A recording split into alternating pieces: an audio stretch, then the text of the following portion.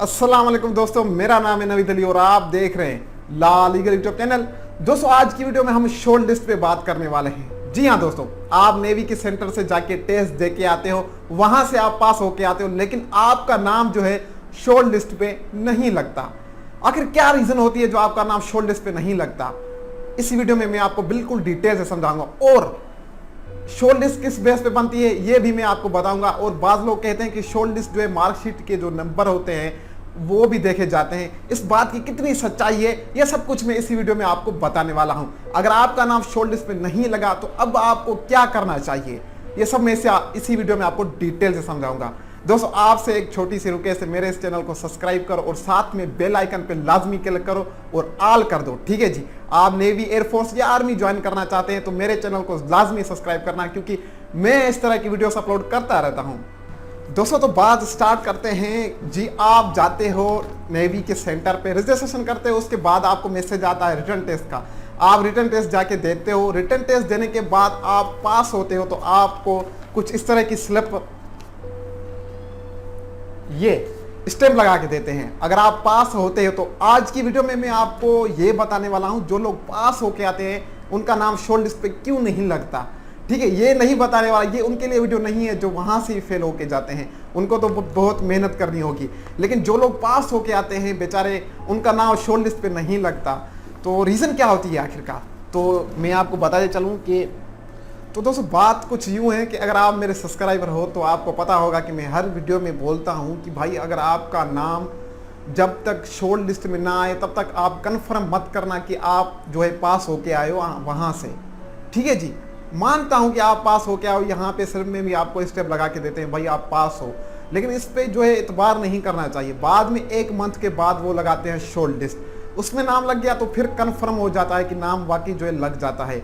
लेकिन नेवी की जो है नौकरी लेना आसान बात नहीं है, आज के दौर में बहुत टफ हो गए हैं उनके टेस्ट। जब तक आपका फाइनल मेरिट लिस्ट में नाम ना लग जाए तब तक आप ये मत सोचना कि आपको नौकरी मिल गई। बहुत सारे लोग ऐसे होते हैं कि जो सब ओवरऑल सब टेस्ट क्लियर करके जाते हैं, सभी टेस्ट क्लियर करके जाते हैं और एंड पे उनका नाम फाइनल मेरिट लिस्ट पे नहीं लगता, तो बेचारे बहुत दुखी हो जाते हैं। तो मैं आपको यही मशवरा दूंगा कि आपने सभी टेस्ट क्लियर किए हैं तो आप जो इतना खुश मत होना कि आपको नौकरी मिल गई। जब तक मेरिट लिस्ट पे नाम ना लग जाए तब तक आप जो है खुश मत होना, क्योंकि अगर आप खुश होगे तो बाद में आपको बहुत ज़्यादा दुख होगा, पछतावा होगा। अब यहाँ पे क्या होता है कि सिचुएशन है कि आप लोग जाते हो नेवी के सेंटर पे, वहाँ पे बैठ के कलमा पढ़ते हो और टेस्ट दे के आते हो। टेस्ट में तो आप पास हो गया तो बड़ा खुश होते हो, आपके स्लिप में स्टैम्प लगा के देते हैं कि हाँ भाई पास हो। लेकिन एक मंथ के बाद वो लगाते हैं शॉर्ट लिस्ट। बाज़ लोगों का शॉर्ट लिस्ट में नाम नहीं लगता। क्यों नहीं लगता?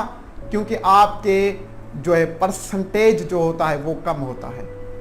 अब यहाँ पे परसेंटेज क्या आपके जो मार्कशीट होती है मैट्रिक की वो उसकी बात कर रहा हूँ? जी नहीं, मैं उसकी बात नहीं कर रहा। आप जो जाते हो कंप्यूटर पे बैठ के नेवी का जो टेस्ट देते हो उसकी बात कर रहा हूँ। वो उसके परसेंटेज देखते हैं कि आपने कितने आंसर जो है राइट किए हैं। जी हाँ दोस्तों, आपको तो आप बोलोगे नवीद भाई यार वहाँ पे तो ये शो नहीं कर रहा होता कि आपने कितने आंसर सही किए हैं और कितने गलत किए हैं। जी नहीं, आपको बिल्कुल शो नहीं होगा, लेकिन नेवी वालों को शो सब कुछ होता है कि इस बंदे ने कितने आंसर राइट किए हैं, कितने गलत किए हैं।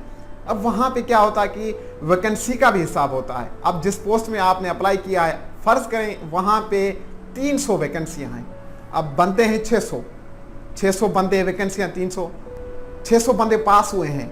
अब वो शॉर्ट लिस्ट किस तरह से बनाते हैं? सबसे पहले तो वो देखते हैं कि आप जो जिस कंप्यूटर पे बैठ के टेस्ट दे के आए हो आपने कितने आंसर राइट किए हैं, कितने गलत किए हैं। अब एक बंदा है, फ़र्ज़ करें ये बंदा है, ये भी पास हुआ है, आप भी पास हुए हो। अब क्या देखेंगे? अब वैकेंसी एक है, 2 बंदे हैं, अब देखेंगे क्या? मैं आपको अच्छी से डिटेल से समझाता हूँ। इस बंदे का देखेंगे कि इसने कितने आंसर राइट किए हैं। इसने अगर आपसे जो है ज़्यादा आंसर राइट किए हैं तो इसका नाम ऊपर करेंगे। फिर देखेंगे आपका कि आपने कितने किए हैं। अगर आपने भी राइट किए उतने जितने इसने किए हैं, दोनों का सेम है, तो फिर वो क्या देखते हैं? तो फिर वो देखते हैं आपके मार्कशीट के जो है मार्क्स, परसेंटेज। जी हाँ दोस्तों, वो बाद में देखते हैं, लेकिन आपका पहले देखते हैं कि आपने कितने आंसर राइट किए हैं, कितने गलत किए हैं। पहले ये देखते हैं, उसके बाद अगर एक बंदे ने भी इतने सही किए, इसने भी इतने सही किए, तो फिर वो मार्कशीट में देखते हैं कि इस बंदे का ग्रेड कितना। अगर आपका इस बंदे का ए ग्रेड होगा, इसका बी ग्रेड होगा, तो इसका नाम शॉर्ट लिस्ट में लग जाएगा। इसका परसेंटेज ज्यादा होगा तो इसका नाम लग जाएगा और इसका नाम नहीं लगेगा। तो ये हिसाब किताब होता है शॉर्ट लिस्ट में नाम लगने का। अब जिन लोगों का नाम शॉर्ट लिस्ट में नहीं लगता उनको मैं एक मशवरा दूंगा कि आप ज्यादा स्टडी करें, ज्यादा पढ़ें, क्योंकि 3 मंथ के बाद जो है फिर जॉब आती है, फिर आप अच्छे से अच्छे तैयारी करके जाएं। अब ये यहाँ पे आप जो है सेड मत होना कि यार मेरे मार्क्स जो हैं मैट्रिक में परसेंटेज जो है मेरा कम है। जी वो बाद में देखते हैं। अगर आपका जो है ये वाला जो आपका परसेंटेज ज़्यादा है, इसका परसेंटेज मतलब आप जो टेस्ट दे के आते हो उसमें आपने अगर अच्छी परफॉर्मेंस दिखाई है, आपके ज़्यादा आंसर जो है राइट हैं, तो फिर आपका शॉर्ट लिस्ट में नाम लगेगा। अब यहाँ पे एक और बात मैं आपको समझाता हूँ। देखें जी, ये एक बंदा है और ये एक बंदा है, ठीक है, ये दोनों बंदे हैं। अब इसका जो ए ग्रेड है, इसका है बी ग्रेड। अब यहाँ पे क्या होता है कि इस बंदे ने अच्छे से अच्छे जो है टेस्ट दे के आया है और कंप्यूटर पे रिटन टेस्ट इसने अच्छे से अच्छे दे के आया है, इसके आंसर ज़्यादा ठीक हैं। और ये ए ग्रेड वाला वहाँ पे गया है, आंसर इसके जो है कम, जो है इसने जो कम आंसर जो ठीक किए हैं, तो वो क्या करते हैं, भले ये ए ग्रेड हो ये बी ग्रेड हो, लेकिन इसका अगर अच्छा सा अच्छा जो है रिटन टेस्ट गया है तो इसको शॉर्ट लिस्ट में लगाते हैं, इसका नाम शॉर्ट लिस्ट में लगाते हैं, भले ही ये बी ग्रेड हो।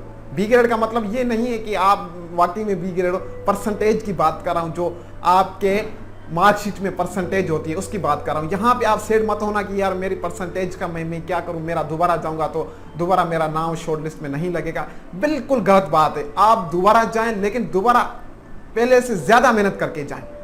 अब एक और मैं यहाँ पे टिप्स दूंगा आपको। जी आप जो है गए हो नेवी के सेंटर पे, एक बार शॉर्ट लिस्ट में नाम नहीं लगा, दोबारा नहीं लगा, तीसरी बार नहीं लगा, तो आप क्या करोगे, आप फिर जाना ही छोड़ दोगे। इस तरह बिल्कुल भी नहीं करना। आपने फिर करना है जी, आप अपना सेंटर चेंज करो।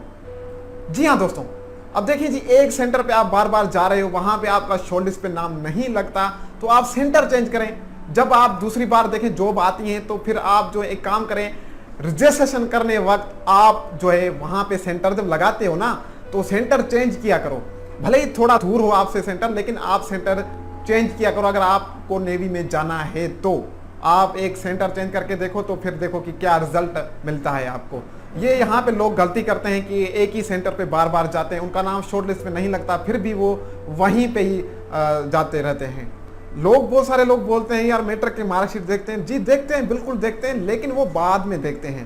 पहले आपका ये देखते हैं कि आपने कितने आंसर राइट किए हैं, कितने आंसर सही किए हैं, आपका रिटन टेस्ट देखते हैं। जी हाँ, उसके बाद वो मार्कशीट वो किसी हद तक वो बाद में देखते हैं। पहले आपका ये होता है, तो आप अपना फोकस रिटन टेस्ट पे करें, ना कि अपने मार्कशीट पे जो आपका परसेंटेज होता है उस पे आप फोकस ना करें, ध्यान ना दें। आप अपना ध्यान जो है रिटन टेस्ट पे दें कि आपको रिटन टेस्ट किस तरह से पास करना है। अब अगर आपको नहीं पता कि रिटन टेस्ट कैसे पास किया जाता है, तो मैंने एक वीडियो निकाली हुई है, बिल्कुल डिटेल से समझाया, अच्छे से अच्छे समझाया कि रिटन टेस्ट कैसे पास किया जाए और रिटन टेस्ट पास करने का आसान तरीका।